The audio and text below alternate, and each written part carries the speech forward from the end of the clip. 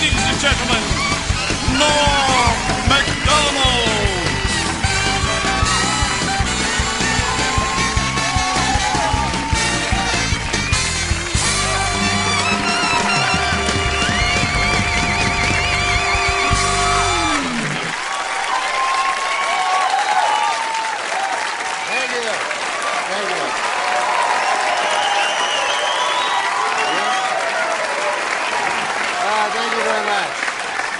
You're very kind. You know, in the, what's that? Oh, yeah, no. No, you're absolutely right. That is my name. You know, when the people here asked me to do the show, you know, I gotta say, I felt kind of weird, you know. I don't know if you remember this, but I used to actually be on this show, you know. I used to do the weekend update news routine. You remember that? And, yeah. That's where I did the make-believe news jokes, you know. That was me, right? So then, a year and a half ago, right, I had a sort of a disagreement with the management at the NBC. I wanted to keep my job, right? And they felt the exact opposite. So you see, they fired me because they said that I wasn't funny, you know? Now with most jobs, I could have had a hell of a lawsuit on my hands for that, but see, this is a comedy show. So they got me, you know, you don't want. But now, this is the weird part, right? It's only a year and a half later, and now they asked me to host the show. So I wondered, I go, hey, wait a second here. Hey! I go, how did I go in a year and a half from being not funny enough to be even allowed in the building to being so funny that I'm now hosting the show? How did I suddenly get so damn funny?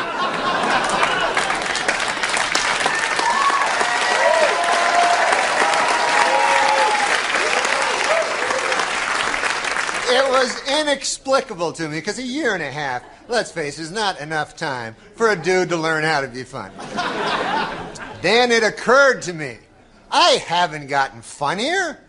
The show has gotten really bad.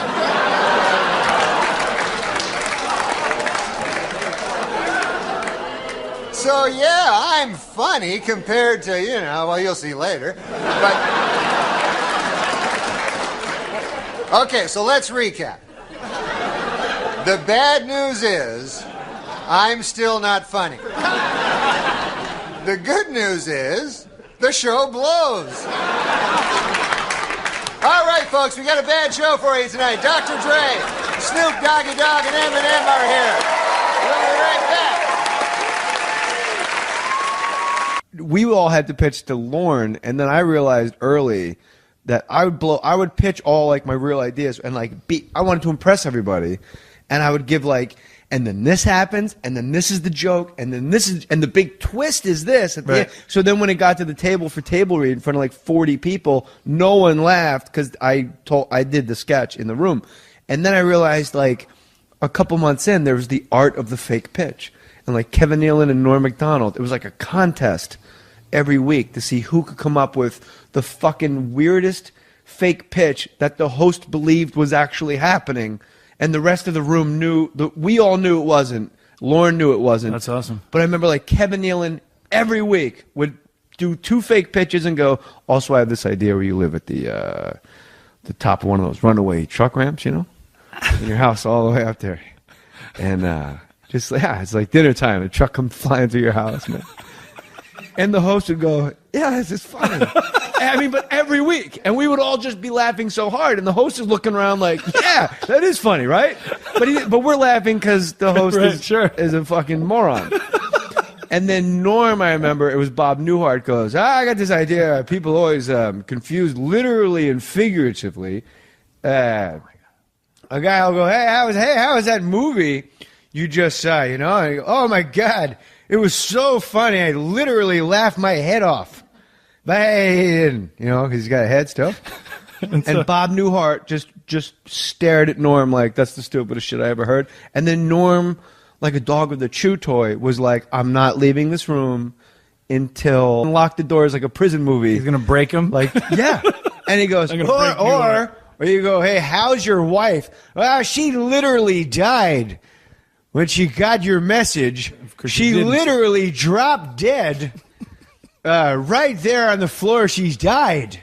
She literally died, and now he's moving like closer. Did Newhart break at a certain point? Yeah, eventually he's just fucking. And then that week, Norm did a sketch where he was Charles Kuralt, and he was the only. It was just Charles Kuralt alone talking to camera, and we're all like in full Charles Kuralt makeup, unrecognizable, and you're like, his fake sketches were better than anything I ever actually got on air. He's amazing, isn't he? He's an amazing guy. He is amazing.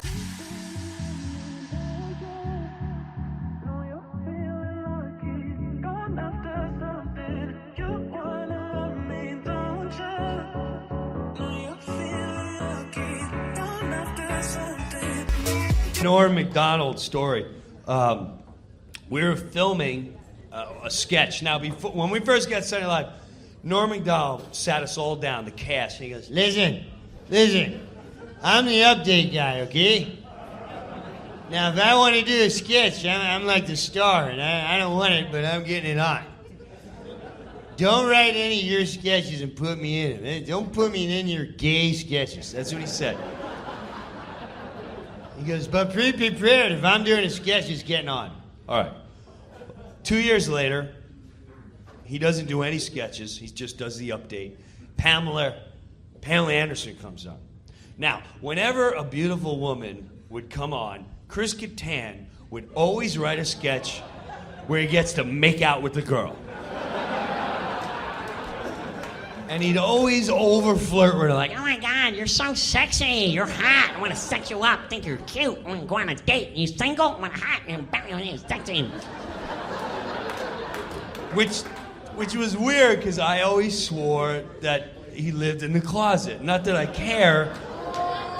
No, I'm just saying, I always, you're like, well, you sure? You can tell me if you want, because he was very... he's very flamboyant, and he would always bring up gay in conversation, which was, to me, weird. It's like, you're like, oh my God, I was watching football, and I don't know, it just started making me feel gay. Ever feel that way? No.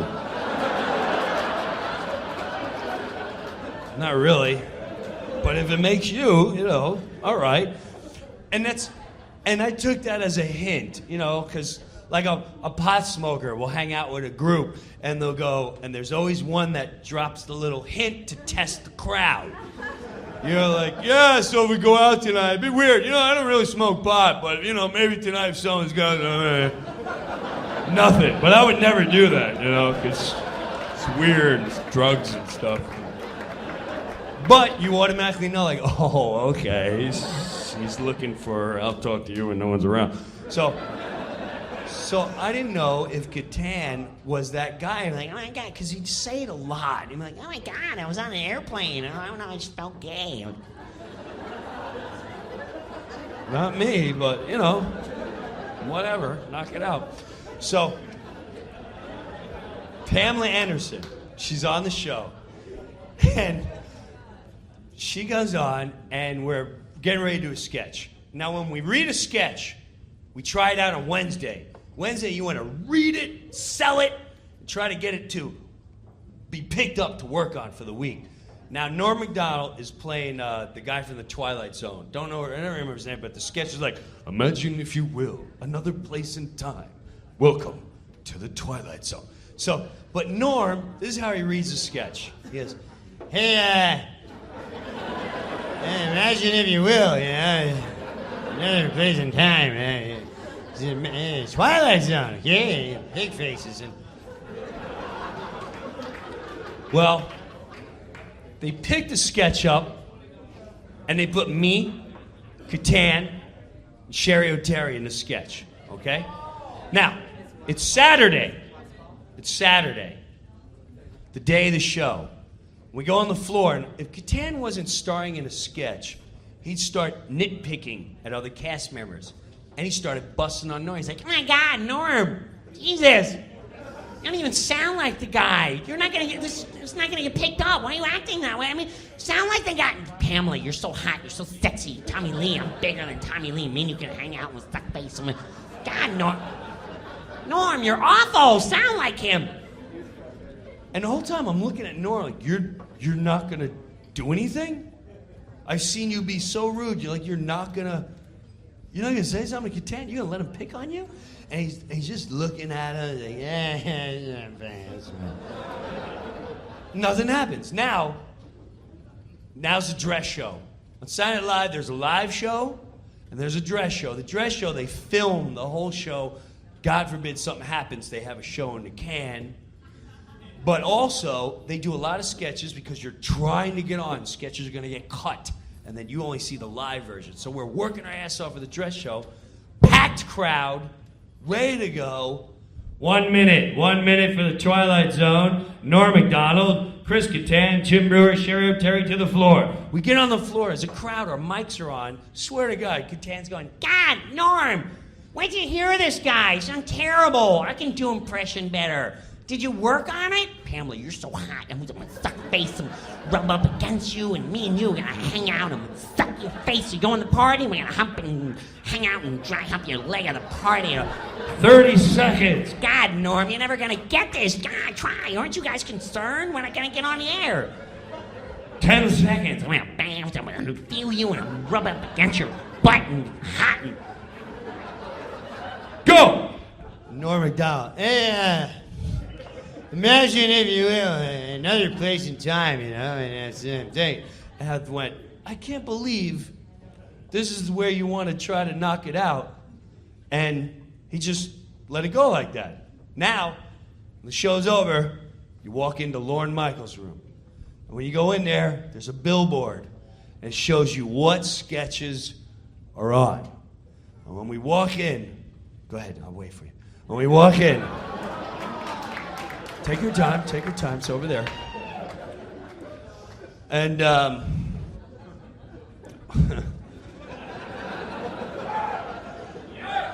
when we first walk in, it says the Twilight Zone sketch. I'm like, wow, how did that make it? So here we are, live show, monologue. Pamela Anderson comes out, first sketch of the night. 1 minute for kickoff of the show. Jim Brewer, Sherry O'Terry, Chris Catan, Will Ferrell. Not Will Ferrell. Norm Macdonald. All on the show. So we get there, live show. 1 minute to live on the air. Catan starts. God, Norm, you're like terrible. We got 1 minute. You're gonna sound terrible on national television. Don't you care? My God, you don't even care? Don't you feel gay? God, what's wrong with you? And I can't believe, I'm getting mad that he's trying to throw Norm off his game. He's live TV. And then, oh my God, Pamela, you go to the party, you're hot, I'm gonna sex you up. 30 seconds. God, Norm, where'd you hear him? It's terrible. Why don't you stay at the update desk?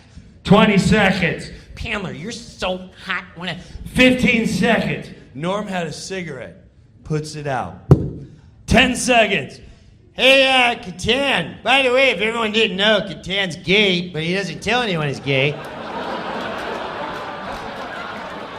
And that's why he's this angry little bitch, and he just takes it out on everyone, and he tries to hit on Pamela Anderson, who you know would never be with you. She went Tommy Lee. 5 seconds.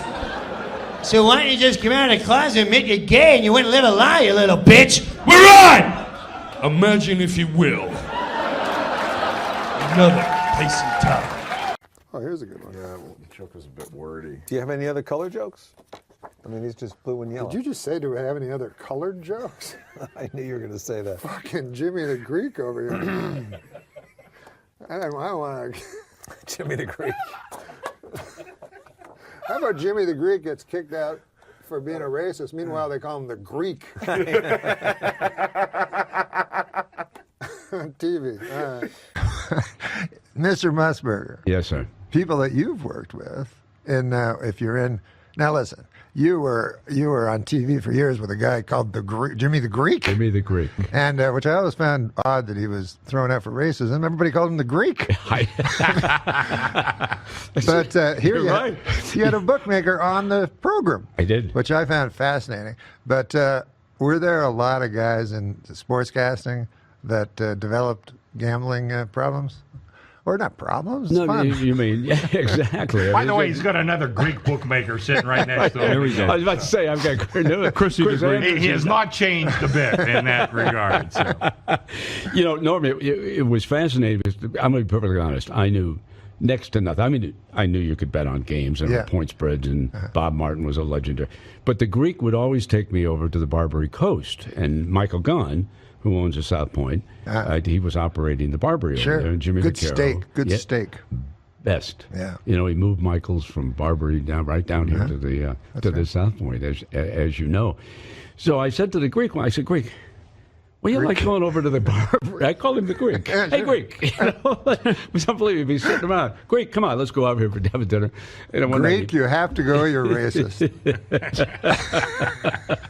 I never really thought the most racist when you Greek think about there it. is. When you think about it, he's absolutely. What do you like going to the Barbary Coast for? Hey, parlay cards. Ties win. that was why the Greek would go to the Barbary Coast, because you were the only guys that has ties win. That's a big thing. He knew value. Yeah. He knew value. That's a lot of EV on the ties win. Yeah, we still run that ties win card, and I got to make it every week, and I got to tell you, I hate that thing. They do not. They don't Mr. Greek doesn't like it. No. I remember they lost money for a while on those 10-point 3-team parlays. I don't know if they do those anymore. We don't do those anymore. We got wised up on that. You say I don't listen. I tell you I try. And we both got our own problems.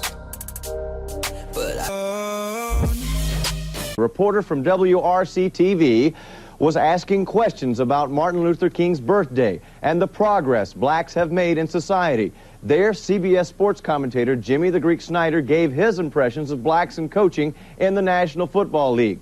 His answers could raise as much controversy as the statements by former Dodgers executive Al Campanis last April on ABC's Nightline news program. Yeah, pretty soon they're going to have to equalize it for the blacks, for the Greeks, the Jews, and for everybody. I mean, let's make it equal for everybody, And is it equal? What about in sports? Well, they've got everything. If they take over coaching like everybody wants them to, there's not going to be anything left for the white people. I mean, all the players are black. I mean, the only thing that the whites control is the coaching jobs. Now, I'm not being derogatory about it, but that's all that's left for them. The black talent is beautiful. It's great. It's out there. But, the only thing left for the whites is a couple coaching jobs. Yeah, maybe we need to get more black coaches, don't you think? Oh, it's all right with me. Okay, well, I'm sure that they'll take over that pretty soon, too. You know, I've noticed lately, everybody has an opinion. And when I was young, it wasn't that way, People would have maybe, 6 opinions, Sometimes you meet a guy, he'd have 8 opinions. You'd go, God damn, that guy's opinionated. But about 6 opinions, that'd be about, and most of them were about food, tell you the truth. People would go, Count Chocula, what the fuck's wrong with you? Stuff like that. I have opinions. I have opinions that everybody holds, I don't know. Yellow's the best color, but I don't know if you call that an opinion. It's just a, oh, hold on, it's my phone. Hello? I got to phone you back on account I'm doing a special. On the TV, comedy special. So I'll call you back, okay? Okay. Sorry about that, guys. Anyways, I was saying I don't got really no opinions, and I know a lot of people don't have opinions on account of I see it on the TV. Like I'll watch CNN, and they'll ask a question, and sometimes it's tough. They'll say like, "What do you think that Southeast Asian Sea treaty, how do you think that'll affect the gross national product of Singapore?" And anyways, at the end, they asked that question You know, do you think it's good, yes or no? And then at the end, they show the answer. I'm a sucker for a poll, you know. So I always like to, I take, you know, I take part in, at the end, you will always see the same thing. It will be like, they'll show the poll and it's in like a pie chart, you know. And then you'll go, God damn, I wish I had some pie. Anyway, they show in a pie chart and it'll be like 45% yes, 45% no, 10% I don't know. So that's fine, you know. I'm not ashamed of being part of 10%, you know. Sounds small, but 10% of this great country, that's 35 million people, you know, that don't know. That's fine. And I'm a sucker, man. I always, anytime I see one of those polls, I phone up, you know. I go, hello, is this the TV? Yeah, you asked a question earlier. I don't know. I don't know the answer to the question. But listen, I got a question for you. What'd that second word mean anyway? It did? All right, well, I better end up in that poll that looks like a pie, fella. I'm no sap. And then I hang up my phone. Why you going high? Push me to the side. Let's keep going on and I ain't getting tired. Yeah, you try to crucify all the good inside. You gonna come now. Opinions are like assholes. Neil Patrick Harris wants to stuff. You should let me read this ahead. Opinions are like assholes. Neil Patrick Harris wants to stuff his cock in them. Oh, wait, that's just assholes. It didn't get a laugh, but I'm laughing. That's very funny. How many Polish guys does it take to screw in a light bulb? The question cannot be answered because Polish people are so fucking stupid that no matter how many of them are available, none of them would ever be able to complete that simple task. This is a meta joke. Have you aware of these meta jokes? How many comedians does it take to screw in a light bulb? How many? 2. One to do it, and the other guy to go, how long's he been up there? I like that. On stage. Yeah, because they was going, how long? Like, how long? Oh, that's a good one. I was going to say that the Polish government did actually try to land on the sun back in the No, they didn't. Yes, and they were ridiculed for it because they said you'll burn up when you come anywhere near. They said we're going at night. Who? Now, Well, no, I've never asked you this before, and we've been good friends for many years. Okay, I made that up, but No.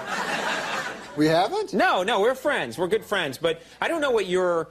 I'm Macdonald. Is that Irish? Is that Scottish? What's your ethnic background? My ethnic background is Polish. Are you really Polish? Wow. Polish people, I didn't yeah. realize that. Yeah. Macdonald, you don't. Well, my parents changed their names. They had to because of the constant ribbing they'd get for being Polish, you know. Mm-hmm. And so they changed their name to Macdonald. But you know, it's one of the things that you know. I mean, I get a little upset about it, you know, because you know all the Polish jokes. And stuff. you can't make jokes about other people, but for some reason you make jokes about Polish people, you know. Right. I don't like it. Right. You shouldn't. That sounds bad. Yeah. I mean, I had an experience, you know. I go in and I order a Polish sausage, you know, from this guy, you know. And so the guy says to me, oh, you must be Polish. And I said, come on, man. I mean, come on. Think about it, what you're saying. You know, I'm trying to knock some sense into this fella's head, maybe give him a wider world view, you know? Sure, yeah. I said, you think because I order a Polish sausage, I'm Polish. I said, what if somebody came in here and ordered French toast? Would you think he was French, you know? Right. I mean, what if somebody came in here and ordered a Belgian waffle? Would you consider that guy a Belgian, you know? I mean, if a guy came in and ordered a German bratwurst, would you consider that fella to be a German fella? Right. I said, what if a guy came in and ordered German potato salad? I suppose you'd think he was German too. Yeah? Yeah. You know, what if a guy... Wow, you talked to this guy for a while. I'm telling you, man. With racists, you have to get through You have to them. really get it into their head. Right. I said, if a guy came in and he ordered a Cuban hamburger, are you going to assume he's a Cuban? Right. Right. I said, I think it is absolutely ridiculous that just because I come in here, I order a Polish sausage, why would you jump to the fact that I'm Polish? Right. And the guy says to me, well, first of all, it's a hardware store.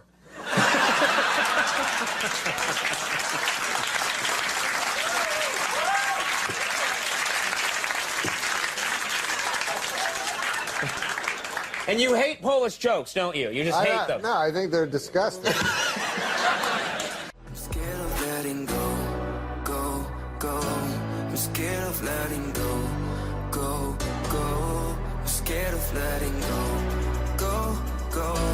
I'm scared of letting go of everything in the past. The weekend update guy on Saturday Night Live. Now he's moved on. He's got a new movie coming out on Friday called Dirty Work. Hey, the truck looks kind of small there, Anton. It's live. I'm on live TV. Trunk's fine. As you can see, friend, it's not small. It's a big trunk. I'll show you right here. Well, you got a dead hooker in the trunk. What? No, it can't be. Yes, it was. It was a dead hooker. It wasn't a dead hooker. Hell, I know a dead hooker when I see one. Hey, folks, come on. Hey, here's another dead hooker in this trunk. What? Oh, my goodness. What are you doing? I've never seen so many dead hookers in all my life. Lord knows I have. This is Norm Macdonald.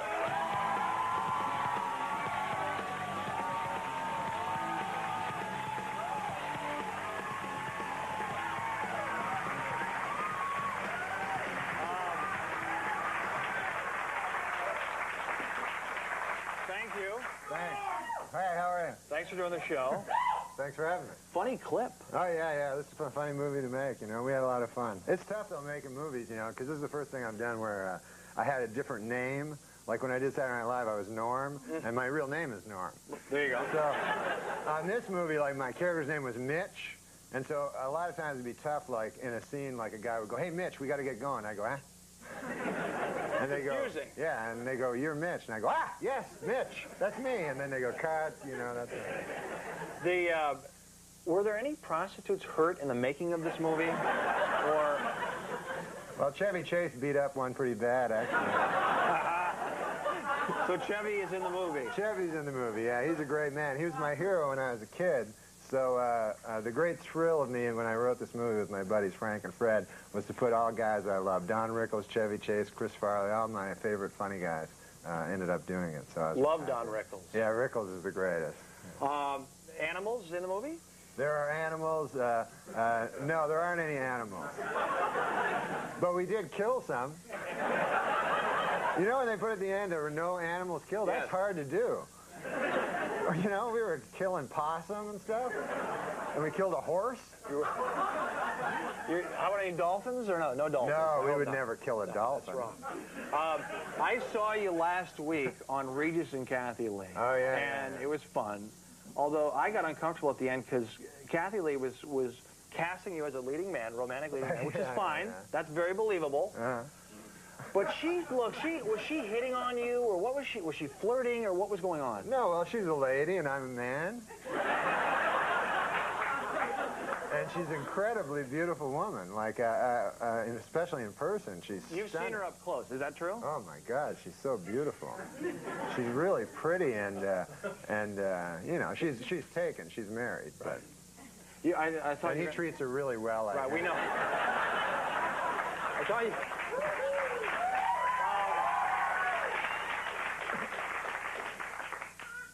Don Ohlmeyer, we just mentioned him, was going to... MGM does the movie. They were gonna buy time during the NBA Finals. Yeah, how cool would that have been? That would have been great. But Don Ohlmeyer nixed it. He pulled all the ads for. Do you think it was the OJ stuff? Because I have an idea. If you would do some pro OJ jokes or pro wife murderer jokes. You could still do that now. Do you think then he would come back around? I think he's definitely rehabilitated himself because now he just stabs women with bananas. Right? I've seen that. That's right. So that's doing a lot better, you know? And I think, I'll say right now, if this will help Don Ohlmeyer, that the only thing O.J. Simpson is guilty of is being one of the greatest linebackers ever. That would be running back. That would be running back. That's okay. It's time for 5 questions. There we go. thoughts going up and down, picking up the pieces that you left behind, hitting a new type of flow, breathing in the smoke and clearing up my mind. The thoughts of you, I never knew what the hell you got me into. This is going to be tough because I only know 4 things. Wow, we may ask 4 of those. That'd be great. We start with geography. Who's your favorite supermodel from Australia? Supermodel from Australia. That would be Alan McPherson. That is correct. I chose that one. Okay. The blackjack dealer is showing a 7. Do you split your 8s? You always split 8s, yes. Yes, very good. Let's play the pyramid. Schwarzkopf, a generally famous Norman. Yes. Wow. That guy's in the bar. Very good. Category is dirty tricks in the play of the same name. Who pulled a fast one on Othello? Iago. Wow, that is good. You weren't supposed to get that one. And now we finished very difficult. Finally, NBC's Don Ohlmeyer. Punk-ass bitch or bitch-ass punk? Well, that's an age-old debate that I can't get into. We'll never answer that one. That is correct. This is awesome.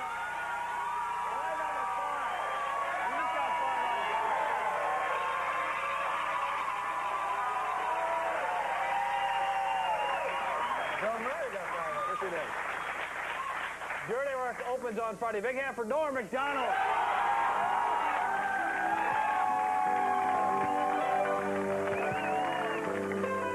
Let me ask you here, and I saw this, and you were never funnier when you hosted the show here recently, last couple of months. Oh, yeah, you were very, very funny. As you said at the time, if I wasn't funny then, how could I be funny now? Right, and then you went on to demonstrate. In any event...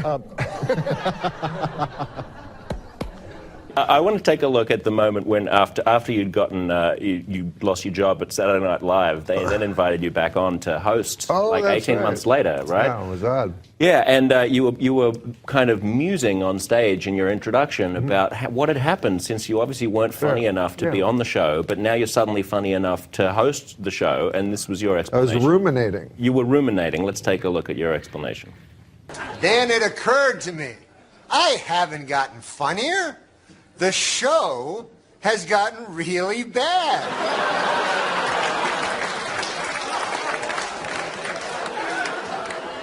So, yeah, I'm funny compared to, well, you'll see later. But...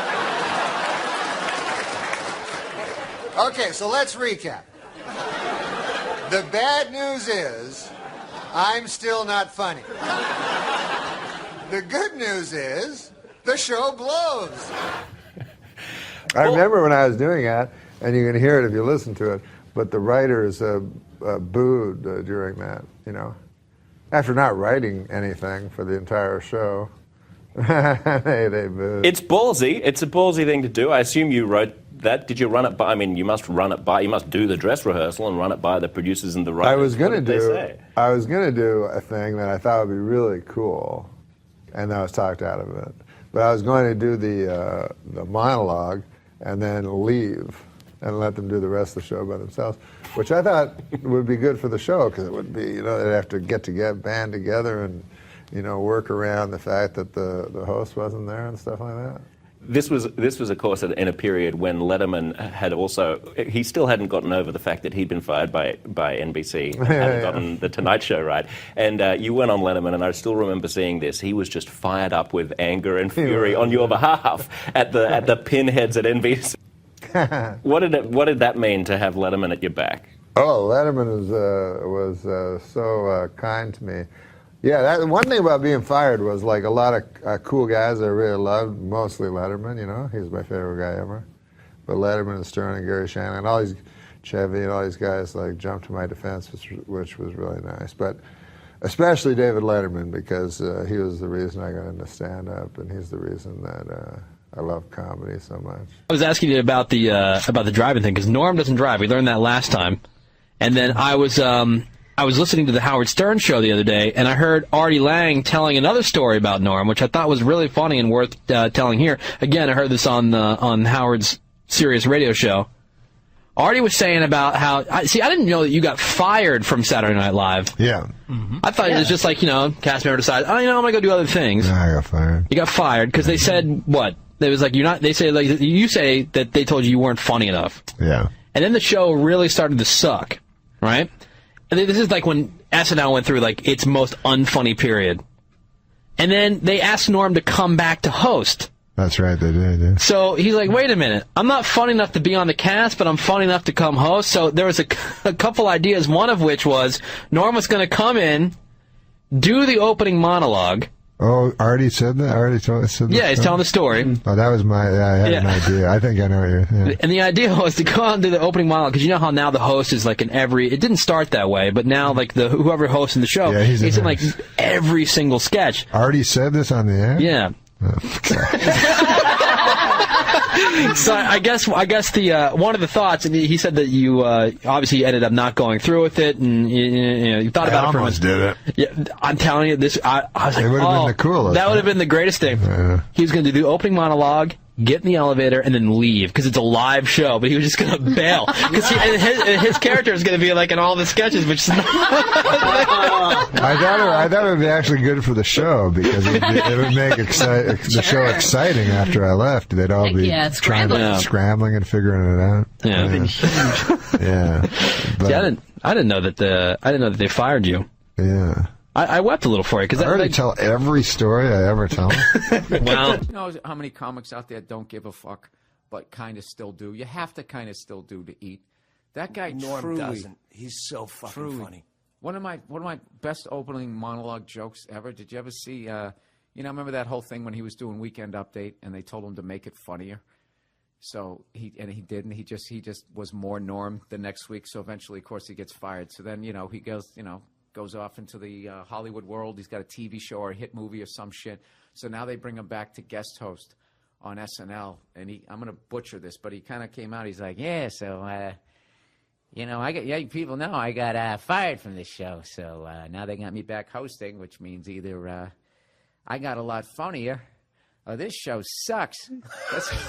That's what he opened up with. And I know that wasn't approved. Sorry for the bad Norm. I'll have Jay Moore on to make up for it. That was a great Norm. And come to think of it, I got addicted to you.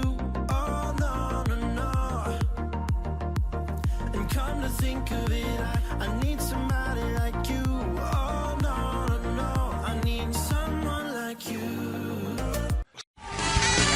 Ladies and gentlemen, Norm Macdonald.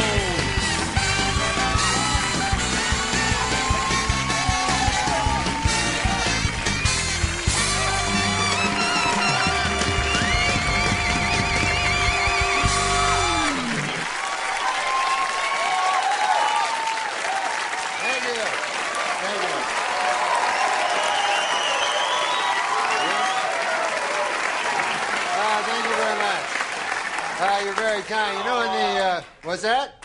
Oh, yeah, no. No, you're absolutely right. That is my name. When the people here asked me to do the show, I gotta say, I felt kind of weird, I don't know if you remember this, but I used to actually be on this show, I used to do the Weekend Update news routine. You remember that? And, yeah. That's where I did the make-believe news jokes, That was me, right? So then, a year and a half ago, right, I had a sort of a disagreement with the management at the NBC. I wanted to keep my job, right? And they felt the exact opposite.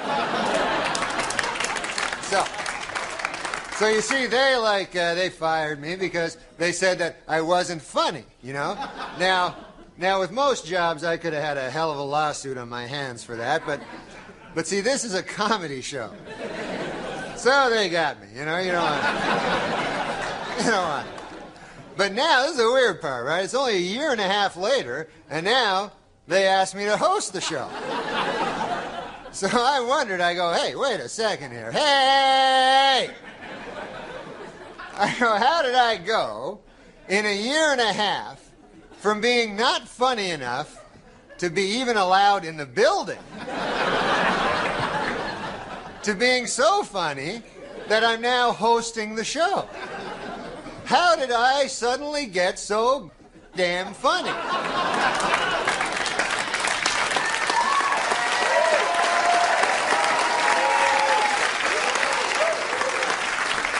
It was inexplicable to me, because a year and a half, let's face it, is not enough time for a dude to learn how to be funny. Then it occurred to me, I haven't gotten funnier. The show has gotten really bad.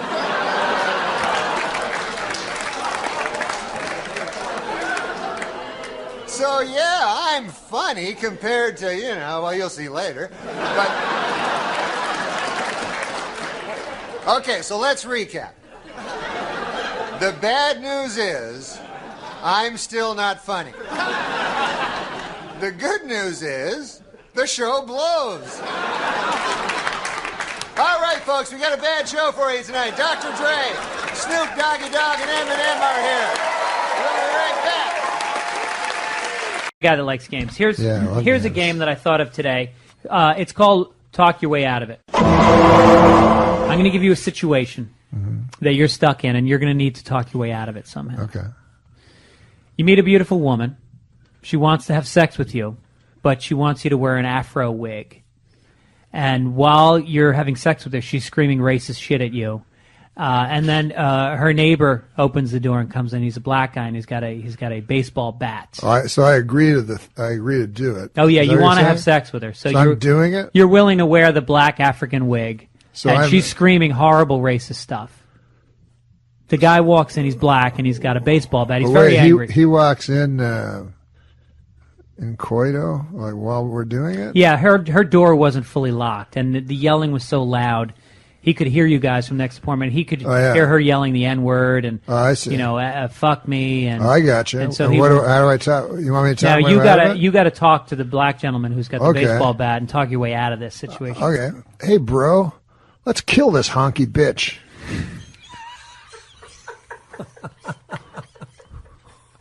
So you just commit to black. You just go, Yeah, I'm go, with you. come on, man, you and me, jive turkey. When I did my first comedy festival thing, that Montreal thing. What year was that? Fuck, I don't know. Like 87? Yeah, I don't know dates. Yeah. But it was around there. And How long had you been doing comedy at that point? 6 months. Oh, really? Yeah, but it was Canada, so we got a home So that was like court thing. In American years, that's 4 years? No, I'm saying because the Montreal Comedy Festival was in Canada, we Right. had a quota Yeah. to fill. Oh, right, I would never have gotten on it if I was in the States. But so I got my 5 minutes, just wrote. That's the way I used to do comedy. I'd memorize every fucking word. And so I had it all figured out and shit, right? And so then I go there, I meet Sinbad, right? So I didn't know who Sinbad was. And he goes, he's completely relaxed. I'm all He's wearing thinking about some sort of one-piece outfit. He did. He did. His hair matched his shirt. Yeah. And they were both orange. Yeah. So then he said, he was just so relaxed, and he said, hey, let's go. I got to get some socks. So we go to this fucking store, right? When we first go into the store, there's no one there. It's a small store. So there's no one there. The lady's in the back. Yeah. So the lady takes a minute to come out. Yeah. And he's like, where's that lady? There's nobody here, And I'm like, yeah. And so he comes out, he gets his fucking socks. Nothing happens, right? So then that night at the gala, I do my carefully constructed material. Yeah. Sinbad comes out. He goes, what the fuck is going on? No, he doesn't swear. He goes, Yeah. what's going on with these stores with socks? I'm like, holy shit. And then he's like, you go in the store and there's no one there. And then people are agreeing with him. I'm like, what? It didn't make none of it made any sense except that he destroyed and I didn't. That's when I realized that I was missing a whole bunch of stuff, because I guess at first you think you're good and stuff like that. No, you are good, and I think that the fact is, really, if you were to look at it in another way, that if people are able to do an impersonation of you, that means you have a defined style. Whereas, like, I guarantee you there's not a lot of people that can do Sinbad, though you did just do a pretty good one. I was trying to do it as unracist as possible.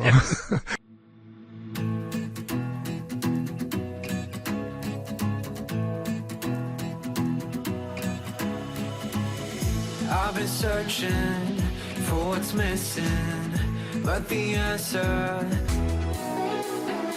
One time on Def Comedy Jam, the guy goes, you got the do-rag? He goes, you know, I'm fucking my woman, you know, and I don't want to answer the phone. Oh shit! It could be a job, and you know. And then, you know, after you go, you take the do rag, you wipe off your dick with the do rag, and I'm like, no, I don't do that. But everyone in the audience is like, yeah, we all do that. We all wipe our dicks off. I saw Jimmy Brogan one time, and he was like, you wouldn't curse, right? And heckled mercilessly at the Laugh Factory. And so the guy was like, you fucking cocksucker. He's like, very nice, sir. Yeah, very good, yeah. You talk to your mother like that? Yeah, why do you suck my cock, you fucker? Very nice, yeah. Good for you, then. That's a funny way to handle that, isn't it? Sometimes I was a little blue on stage. Yeah. And then afterwards, I just try to avoid Jimmy. Because he'd seek me out and go, you know, you're a funny guy. You got some good jokes. You don't have to do that. That's a funny impression. One time, Michael Richards, this was before the catastrophe. Yeah. And he said, I'm going to go across the country. He would walk on stage and fall and hit it. And the funniest thing I've ever seen. And then he'd start talking about the Bible. And then he said to me, he goes, I'm going to go around the country. Do you think a man could live inside a whale? I go, I don't. You shouldn't. The only guy I can really do is Richard Nixon. He's being interviewed by David Frost. Right. And you know they made a movie where they pretended David Frost. Yes, Frost won, Nixon. But in the real tapes, Nixon won. You know, clearly. Right. But anyways, it was very funny because Nixon would use the ridiculousness of Watergate against his interlocutor. Right. And so David Frost is interviewing Richard Nixon. Right. Because Watergate was so ridiculous, Nixon would use that for his own benefit. So at one point, David Frost goes, now, Mr. Nixon, when E. Howard Hunt and Gordon Liddy entered the Watergate hotel and broke into the room, at that moment, they were carrying listening devices and wigs. Richard Nixon goes, well, I suppose that they were carrying listening devices. Perhaps you could call them hearing devices. And wigs. Says now when Howard Hunt and G. Gordon Liddy broke into the Watergate Hotel, they were wearing wigs and listening devices. And Richard Nixon goes, well, I suppose you could say they were wearing listening devices, or perhaps you'd call them hearing devices. And wigs.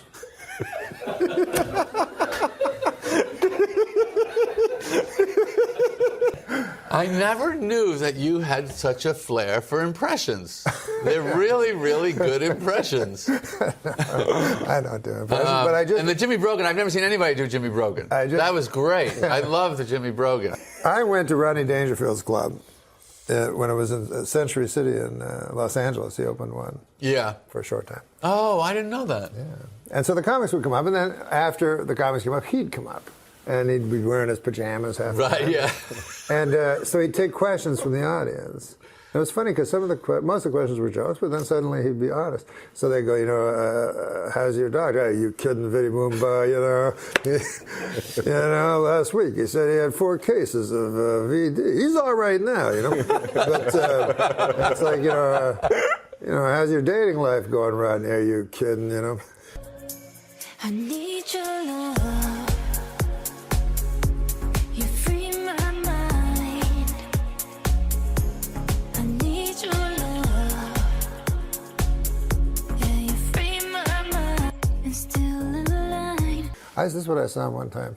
It was the day he got married. He stopped at the Improv to do a set. His wife was in a wedding dress, and he introduced her. Come on. Yeah, he said, they give her a hand. I just got married, all right, okay? And the woman stands up in a fucking wedding dress, and everyone claps, and then he goes, she's no prize. He goes, she says, we have so much in common. I said, I don't like to suck dick. And now she sits down. It's her wedding day. But anyways, so I see Rodney, and he's taking questions from the audience. And so they ask him about his doctor. So he says, Vinny Moomba is doing all right. Asked about his kids. Nothing, no respect at all.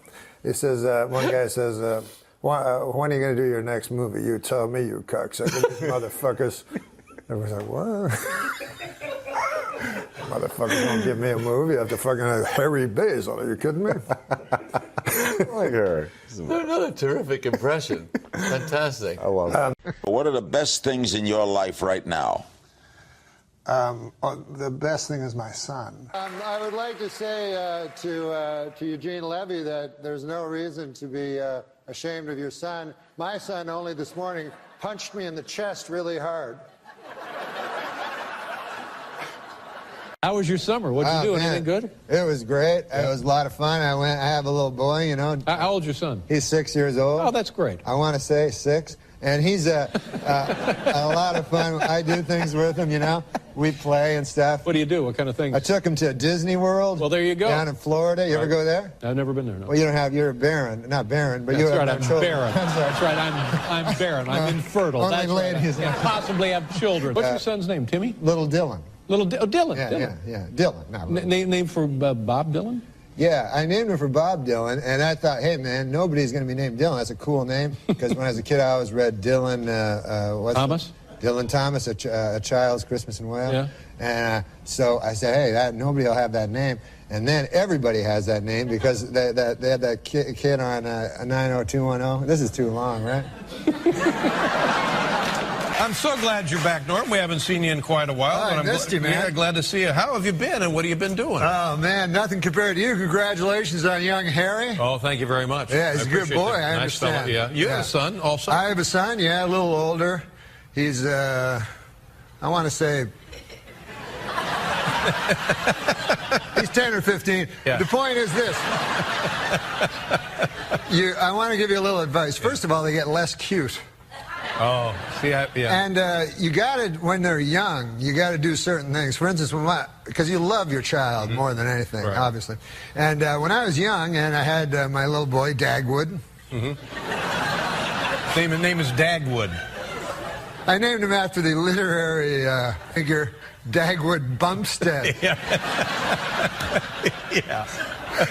No, his name is Dylan. Dylan. Named after Dylan Thomas, because my father read me a Child's Christmas in Wales every Christmas. So when the kid's young, as Dylan was, I used to play basketball with him, and I would always let him win because I figured that was the thing to do as a father. Now he's 16 years old, and he can beat me easily. Oh.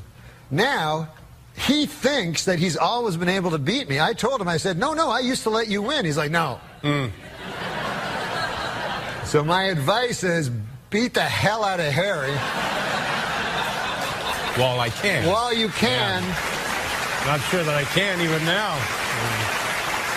Now, Norm, I remember years ago you told me that you were there for the birth of your son, and I always remember this. And you said that was the most exciting thing you had ever participated in. Do you remember that? Yes. Yes. And then what happened? I took crystal meth.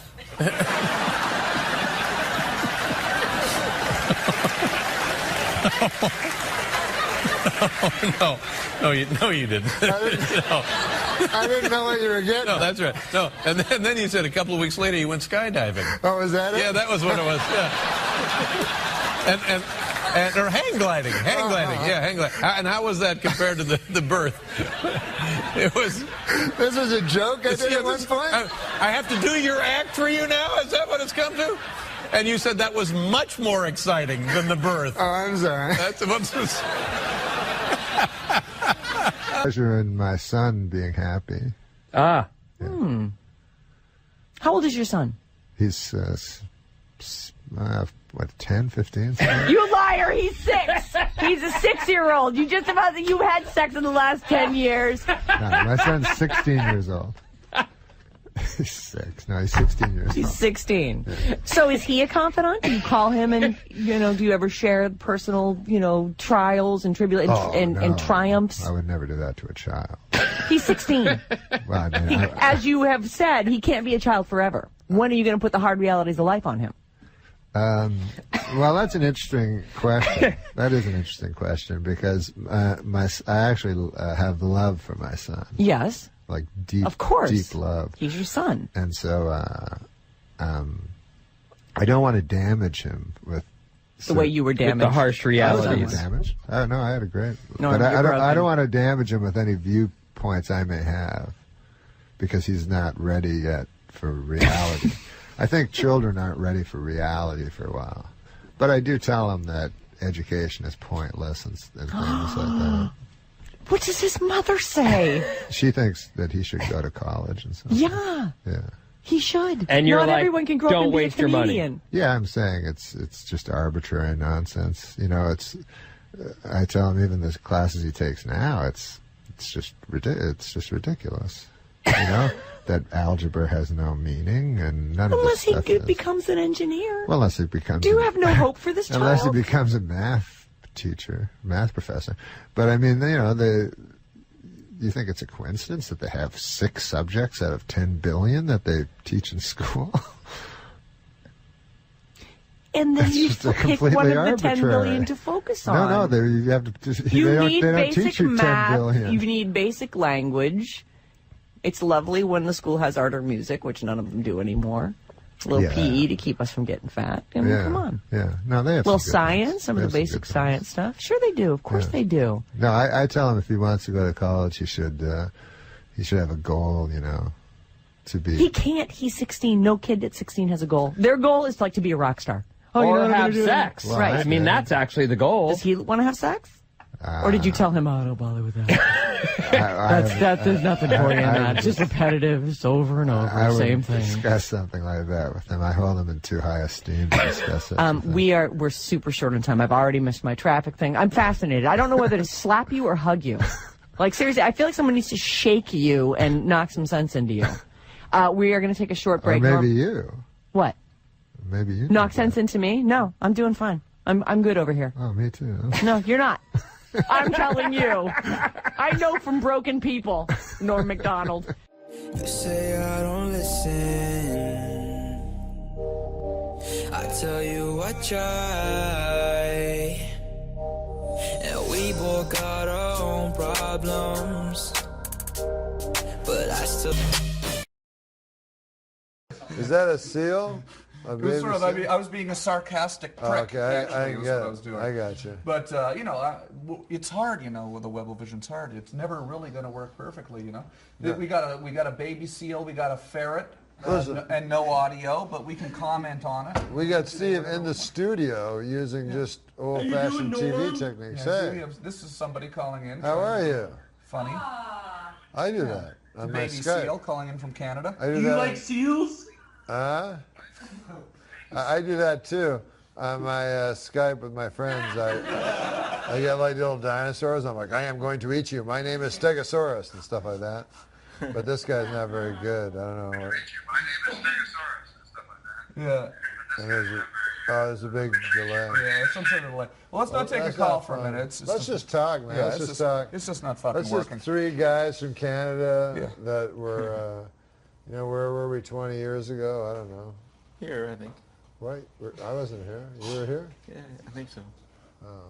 Well, I was. How long have you been in Los Angeles for? I guess 14 years. 14 I years. I was here for a little bit before I went to New York. But. Have the hills always been on fire every year as much as they are right now? Can we get a shot of that, by the way?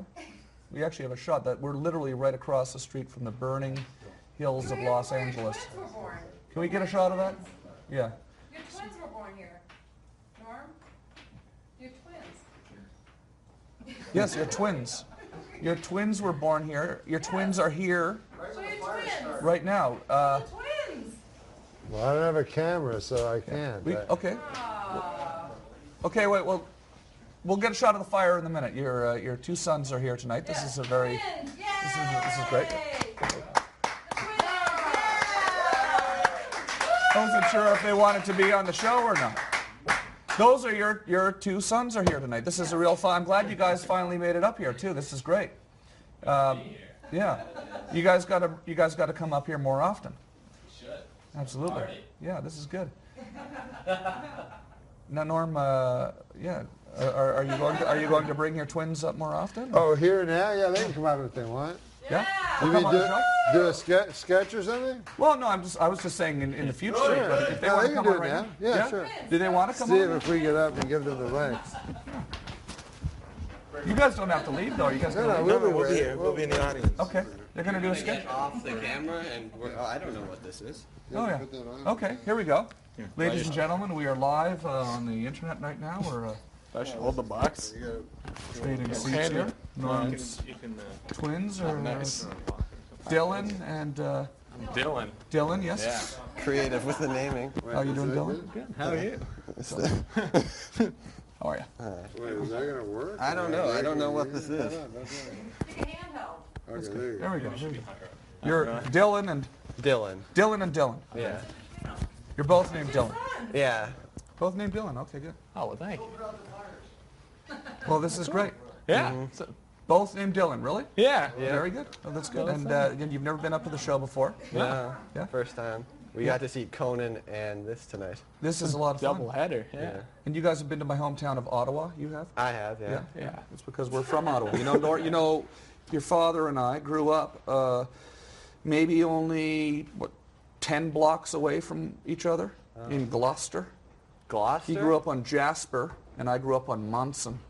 Those were your streets? If you look on your Google Earth, Jasper and Monson and Beacon Hill are not too far away from each other. Did you have a lot of play dates? No, because we didn't know each other when we were kids. We didn't know each really? other when we were kids. But then when I was about 15 years old, I started going down to the Yuck Yucks, and Dad was on coming through the Yuck Yucks all the time on stage, and I was a huge fan. And now we're here hanging out. This is a nice little connection here, right? This is, you know? What? Yeah. Yeah. Your sons are here. We all grew up in the same neighborhood. I mean, Yeah. this is, Where should I go? you guys come sit. You sit right here in the middle, Dylan. You sit right in the middle, and Norm, you sit down right here. Yeah, just like this. Why do I have this big giant mic? Okay. Yeah. And look, look, we have a caller here over here. I don't want. We have a caller. We have Cody on the air as well. Oh, Cody looks interesting. Oh, There's okay, a chair for you if you want there too. Oh, you sit on that. Really? That's pretty good. Where'd Steve go? He doesn't want to. He gave up? I don't have any kids here. Cody, do you have a question for Norm and his sons? Your last Letterman with the World War I and II bit. I have never heard more comics talk about a bit. And I heard that you put a lot of work into that. Goddamn right I did. But didn't he do the Hitler bit too? About it? Where No, it Germany was- challenges the world. And then they fought the world again. Yeah, those are isn't Hitler a comedy killer though? Wouldn't that be one of those things? That No, you you can't- kidding me? Well- Hitler's like, there's no comedy killer nowadays. You know what I mean? Not anymore. I feel like just the opposite. I feel like there's almost fake shock sometimes where it's like people, you know what I mean? So it's Right. like, that's almost like a comedy helper in some ways. Right. Not the way Norm did it. That was a different bit. But he had a great joke about like I don't know if you guys are here. He goes, I got no problem with North Korea. I never lay in bed. They try to scare you on the news, you know. He goes, but I never woke up like North Korea. I hope they don't get me, you know. And like nobody really laughed, but did you hear Letterman like cackling in the background? And you realize it's just with Norm. It's all you are being fucking played. When you think he's bombing, it's all a big setup to the fucking. In a year, he's gonna have the perfect special ever. You might as well sit with Norm and just keep a smile on your face because you don't know where you are in the joke. There is one country that worries me, though. Not Iraq, not Iran, not North Korea. The only country that really worries me is the country of Germany. I don't know if you guys are history buffs or not, but... Well, I did see that Norm was Letterman's choice to be his last Yes. stand-up. I thought that was pretty. That was a neat. funny bit too about That was great. World War II.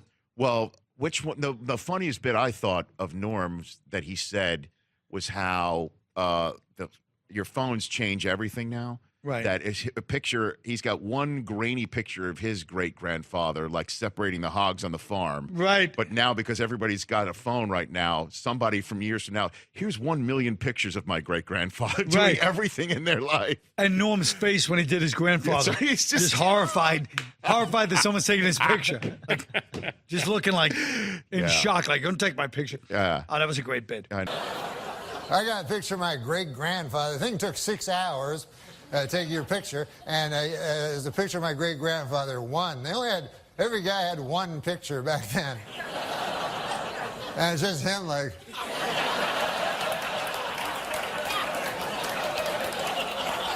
I gotta get back, feed them hogs. Who's going to feed the hogs? So my next big hero after Letterman's got to be Norm Macdonald. What did you learn about his set for his last appearance? Well, that is hands down every single person that I talked to. I asked them what their favorite appearance is, and like no joke, Norm Macdonald was what everyone pointed to. And my editor kept saying, you got to cut this down. Like, it's just over and over again of people saying Norm's great. And I was like, no, it really was that good. Like, it has to be the longest part of the book. Nice. Now I'm really going to get the book. That's awesome. And so Jerry he was Foley lying to you before. Now he's really going to yeah, now. And well, that's because I said I never send them for free. So now it's like, I mean, I know I'm supposed to. It kills my publicist. We're off topic already. But my publicist keeps saying, you know, like, Iowa station wants to do a thing. Send him a book. And I'm like, what? I have to pay for those. Anyway, back to Norm. Jerry Foley was the director on The Late Show. And he said that Norm showed up like super early, like way earlier than anyone would. And he didn't want to tell anyone what he was going to do, what his monologue was going to be about. And he was just sort of walking around, just like soaking in the building because he wanted to spend as much time as he could there. And so, and they were kind of concerned because you don't know what he's going to do and they have to be sure Dave will like it, and you know. And so he kind of took him aside, and he said he didn't really know Norm very well. Like, he didn't have some bond with him, but he said, you know, you've got to kind of share with me what you're going to do today so we can help you. And it kind of opens up this notebook, and it is napkins and like receipts and all of these notepads where they said they could just tell he had been working on it forever. Oh, wow. And even like in the cab over, he said, well, I just came up with this. And I don't know if you guys remember his set, but I think it's the best stand-up set that's ever been performed on late night television. I definitely agree. And did Dave like it? Yeah, I mean, Dave was really embarrassed by it in a good way. But I mean, he just couldn't believe, because Norm breaks down crying in the set. I mean, that's crazy in itself. And he told him he loved him. Norm told Dave, and you know, Dave doesn't really like that stuff. And I think Bill Sheff says, like, Dave just doesn't want to hear that kind of stuff. But it's true. Yeah. Norm Macdonald was just on David Letterman. I heard he cried. He was so upset. He cried, and it was like really like beautiful. Yeah. A lot of people remember back in May when Letterman retired, you were one of the last guests, and you got pretty choked up. Well, it was a pretty emotional time, wasn't it? No, Letterman, I think Letterman, like, he was my hero, but I think he was everybody's hero. He changed the way people talk in America, and, you know, he really helped me when other people didn't like me. You did a poetic goodbye to David Letterman, did you not? Well, I did. This is what I did. I wanted to do stand-up because I did stand-up on his show 25 years ago. And so I did stand-up, and I did the best stand-up I could possibly do. And then I did a joke that I remember David Letterman doing when I was young. Still remains my favorite joke. And then I got a little teary. I choked up. I didn't realize I was going to choke up.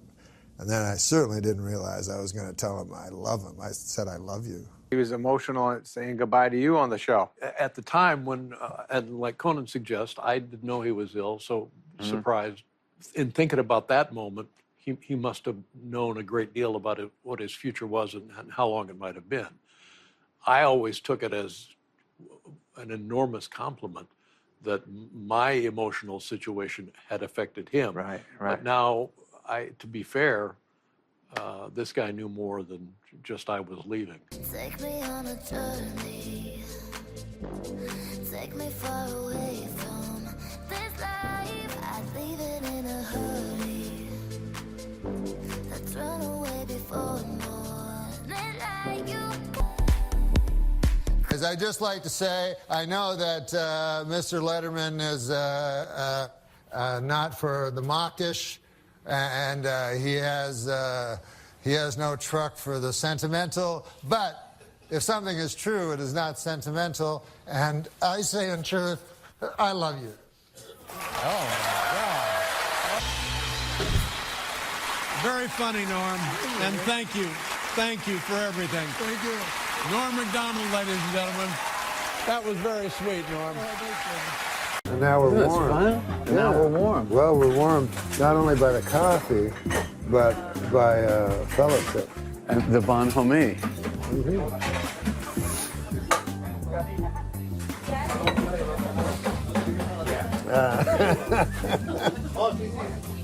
I almost got you there. I almost got you to spit up on bon homie. Is that the goal of comedy? Yes. I guess, huh?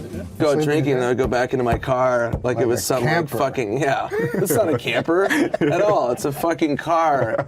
You're just sitting there like it's a fucking wax museum. I don't even know what that means, but I know, you're like it's Rickles. terrible. There, it's like a wax museum. Wax museum. But so I'd start going to hotels and then they just stopped having me. I would walk in at like 3 in the morning with like a bunch of people blacked out. Critics are calling insightful. Hi, I'm Josh. Now, I'm Norman, and we're on, what? Back on the road. And informative. It's not a bag, it's a new type of travel magazine for television.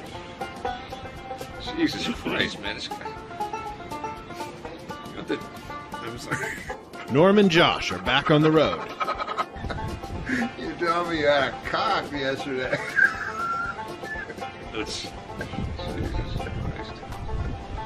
Oh, you said you kept it in your ass. The tour begins. Yeah, no, there's an interesting dynamic that happens when a guy becomes way more successful and powerful than you are. Right. Which is, I don't want to phone out. I love Sandler. I talk to him a lot, but I try to limit it because he gets bugged a lot, you know? He gets People want bothered things a lot. from him. Yeah, people want things from him, so I don't want anything from him. But when I'm talking to him, I feel like he might think I want something from him or something like that. Right. You're so aware of others' feelings. Now you're killing him. What the hell are you doing? I know he's going to slam me when he says some shit like that. No, you just snotted all over yourself. I can fucking see that one coming. In other words, you a motherfucker.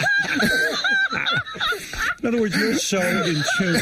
That's not what I'm saying. Yes, you're bragging, aren't you? Now, you're saying... Now, Norm, if there's one thing about Norm is he's very in touch with other people's feelings. Norm. I've never seen a reaction like that in here. Norm, what you're saying, you just vomited on yourself, and you blew snot out of your nose. Norm. There goes that mic. What I'm trying to say is... Yeah. I love dirty work. You love doing that. I think that was a great fucking movie. Right, so you what do you mean right? Why say right? I thought you didn't like it. You know, I never saw it. Well, what the fuck are you talking about? He saw Don Rickles. I'm saying that you love the experience. Why don't you do it again? Well, because nobody... It's hard to take a guy seriously after you see boogers flying out of Wait, his is there nose. snot coming out? No, Not you're anymore. fine. No, you're fine. You cleaned up okay. You look so you're going to show that in slow motion and shit? I love it. It'll be animated. Yeah. So I understand what you're saying, that there are certain guys...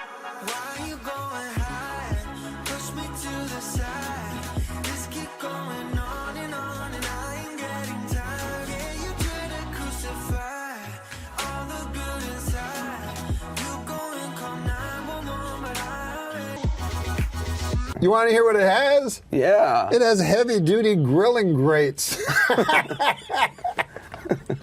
Deliver exactly what you need to achieve that perfect steakhouse flavor. Chicken, steak, has never tasted so good.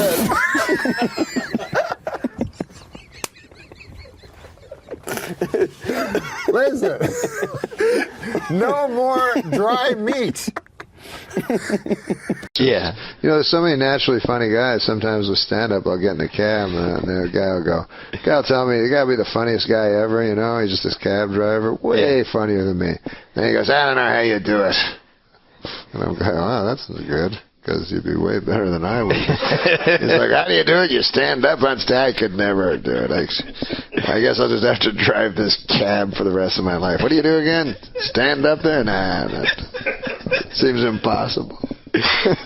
So I go, that's good. Sometimes I'll go, like, I'll be in a cab, and I'm talking to the guy's the funniest guy I've ever met, you know? He's like, I don't know how you do it, you know? I'm like, what the? You're way the fuck funnier than me. But I'm glad you think it's so great. difficult, you know? Right. Because if it wasn't, like, you know, I think of all my relatives that were great anecdotalists and stuff, you know? Yeah. But there's this feeling that they can't do it, you know?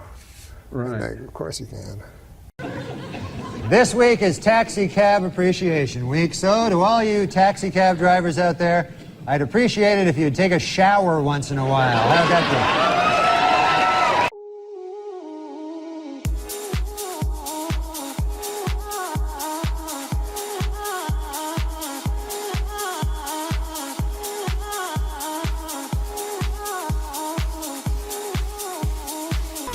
We want to talk about your uncle, because every time you come on the show, you have a story about your uncle who lives up in Canada. Oh, yeah, he's a Frenchman. Yeah.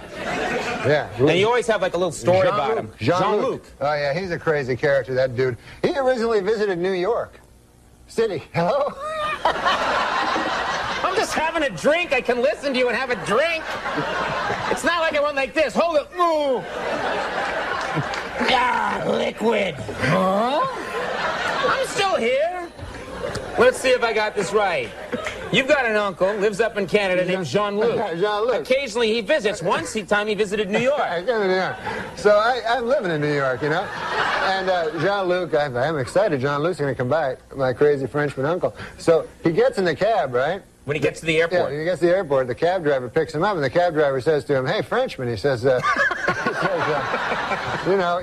you like riddles, you know? So my uncle Jean-Luc, he's like, yes, I love the riddles. That's how he talks. He goes, I like nothing better than a riddle. So the cabbie's like, all right, here's one, right? So he said, here's the riddle. His brothers and sisters, I have none, but this man's father is my father's son. So my uncle goes, I don't know. Right? So the cabbie goes, it's me. It's me. Oh, yeah, makes sense. Oh, he thinks about it. Oh, my God, he says, that's a good riddle there. He says, I have to tell my wife, Mary Claire, when I get back to Gaspé. That's where he lives, Gaspé. Right. So he's like, take me back to the airport. And the cabbie's like, what? What? The cabbie's like, I thought you wanted to go visit Norm then. No. I go back to the airport. All right, you know, I have to tell Mary Claire. Seems odd, right? Right. Gets back on the plane, flies all the way back home there to Gaspé. And he gets back, right? Runs in the door. Mary Claire, where's vous? You know, where are you, Mary Claire? Come on down here. I have a riddle for you. She goes, oh, Jean-Luc, I love the riddle. She's a woman, high voice. Michael Jackson was visiting. Yeah, all right. So, you're going to love this riddle. How was New York? Forget about that. I got the riddle. Brothers and sisters, I have none. But this man's father is my father's son. She goes, I don't know. Who is it? Some cab driver back in New York.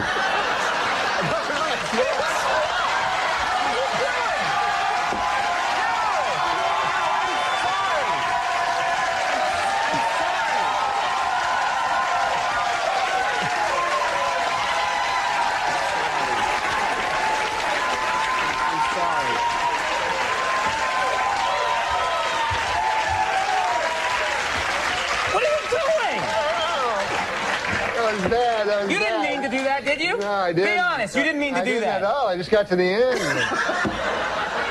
That guy, man, I always tell my uncle, you shouldn't curse so much. You know? Oh, man. All right. We're going to pick up the pieces. Yeah. And there was a story you had told about your father and Bill Cosby on David Letterman. Do you think you could share that with us here right now? I remember that, yeah. That was when, I opened for Bill Cosby. Right. You want me to tell you the story? Yeah, tell the story. It was terrific. No, I opened for Bill Cosby at this college. So there's 100,000 people at the college, you know. It's the University of Oklahoma. Can you guys hear me? Yeah, for sure. Like 100,000 people to see your show, Norm, or just? No, to see Bill Cosby. Oh, to see Bill Cosby. I was opening for him. Oh, okay. So, it's a football stadium, So they have this little tiny, stage, and so I went up there, and I had my suit on and everything. And then I talked, and no one laughed. They were all just talking to each other. I don't think they even noticed me on stage, And they didn't mind that I was on stage, but they they didn't boo or anything. I don't even think they saw me. So I finished my thing, and then I got off, and Bill Cosby came up, and he was wearing, and he talks just in little. He talks he doesn't use full sentences. So he said, "Why?" I was wearing a suit. He goes, "Why this suit? Suit," or something like that.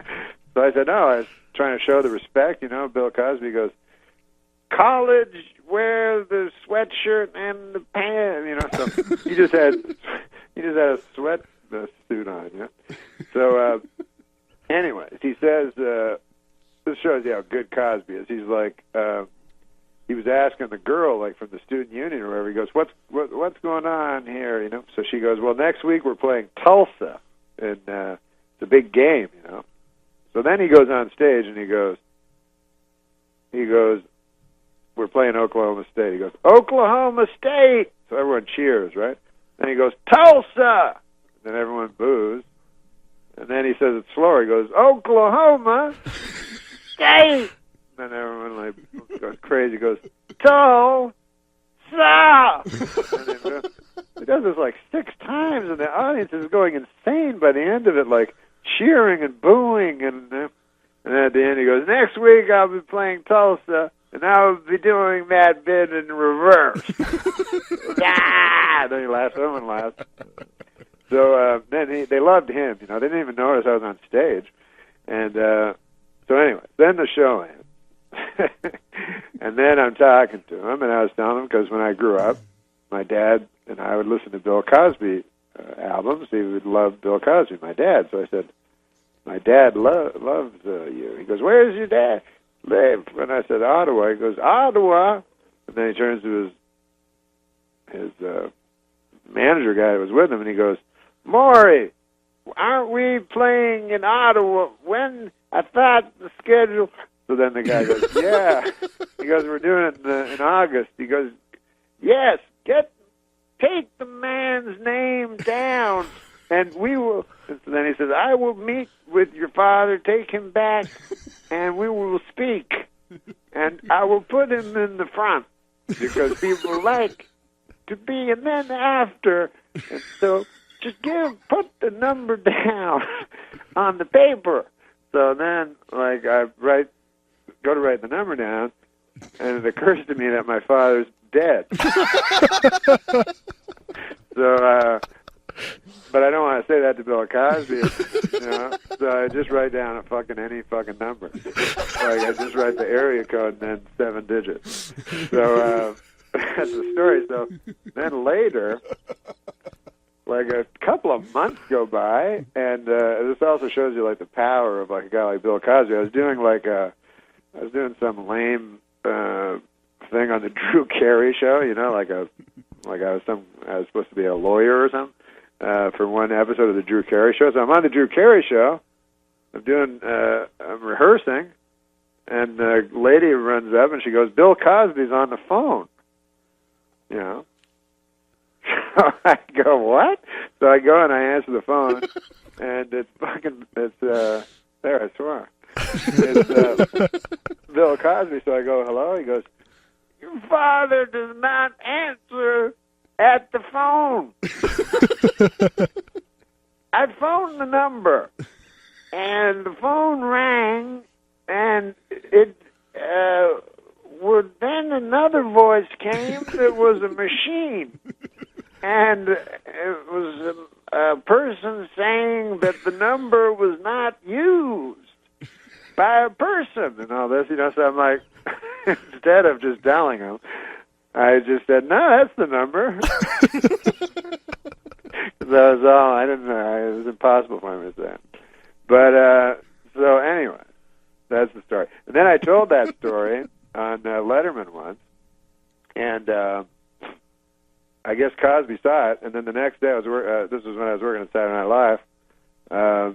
The next day, I went to my office, and there was like 300 like things of flowers. There was flowers like everywhere in my office. And then and then about 5 days later, like I found there was a little tiny card on one of the flowers, and it said, I hate to be the one to break. I'm doing his voice, but it said, I hate to be the one to break it to you, but your father is long since dead. So that's the story. God damn, that was a long story. But it was good. It was good. Have you had any contact with Dr. Cosby since then, Norm? The doctor, yeah, Dr. William H. Cosby, E.D. Yeah, that's him. No, I've never talked to Bill Cosby since then. But I love that guy. That's so amazing. And it was a great impression too. If I don't mind saying that, really, are we going to see lots of impressions from you when you're here in Calgary? Oh yeah, no.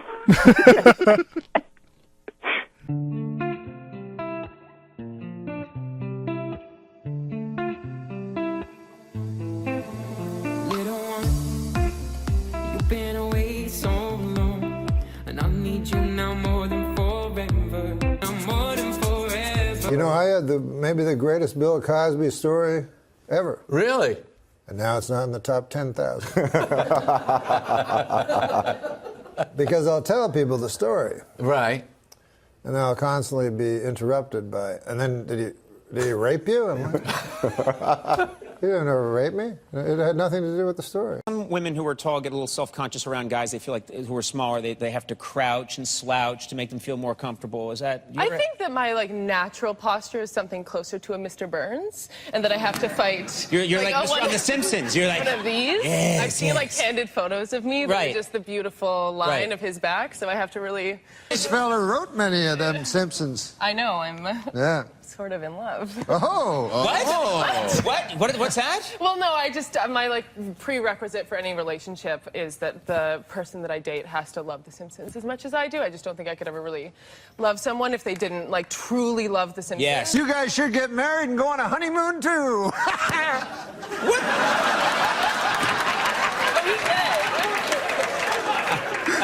I don't even know anymore. That's a hologram of Norm Macdonald. I'm just saying, get the tin cans in the back of that Buick and off you go. Are you an old gold prospector now?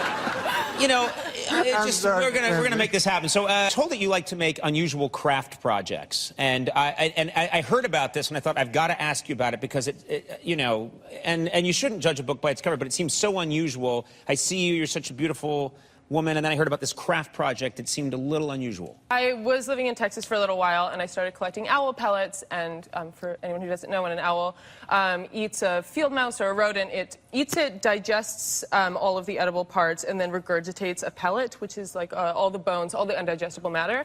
And I collect those and harvest the bones, and then make magical creatures out of them. Well, that's fine with me about that owl. I don't give a hoot. I don't think you should.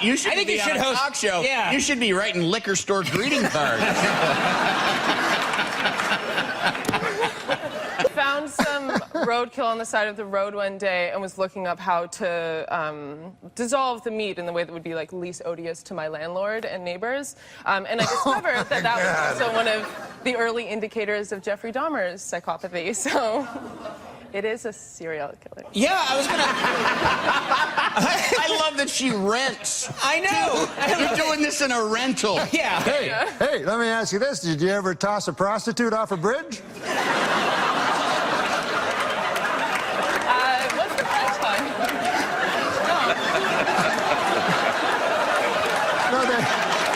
I was just saying I heard that was a sign of being a serial killer. Okay. You're the worst guy I've ever met. And I mean that in a nice way.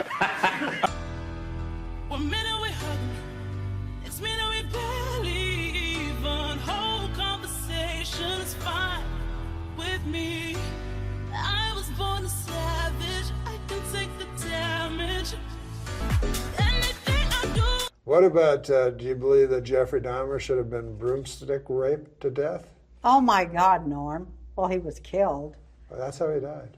That's how he died? Yeah. Oh, I didn't know it was like that way. No. I mean the in prison. The country didn't do it. No. No, I didn't know he died like that. I thought I have no problem with that. cut his head off or something. Oh, yeah. Why not? You had no problem with that? No.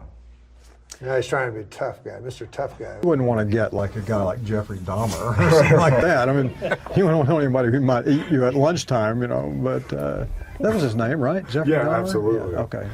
Yeah, got killed by a broomstick raped to death. Really? That's they say it's one of the worst ways to go. Yeah, exactly. That's on the list of the 1,000 ways. Yeah, they say drowning is very peaceful. Right. Broomstick rape. Not good.